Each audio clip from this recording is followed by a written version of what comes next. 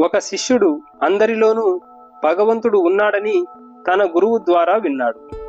దారిలో ఒక ఏనుగు పిచ్చి పట్టి ఎదురు రాగా దాని మావటివాడు పక్కకు పొమ్మని చెబుతున్నా వినకుండా ఏనుగులో కూడా దేవుడే ఉన్నాడని పక్కకు తొలగలేదు. ఏనుగు అతడిని విసిరి పక్కకు వేసింది. అతడు గాయాల పాలయ్యాడు. గురువు వచ్చి, అందరిలోనూ భగవంతుడు ఉన్నాడని తెలుసుకున్న వాడివి, మావటి వాడిలోని దేవుడి మాట నువ్వు ఎందుకు వినలేదు అన్నాడు. ఇలానే ఉంది నేటి పరిస్థితి. పరిపూర్ణ జ్ఞానం లేకుండా మెట్ట వేదాంతం ఎక్కువై జనులు ప్రవర్తిస్తారు.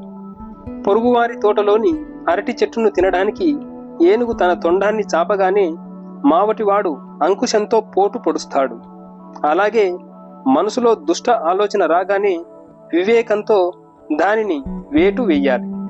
శ్రీ రామకృష్ణ పరమహంస.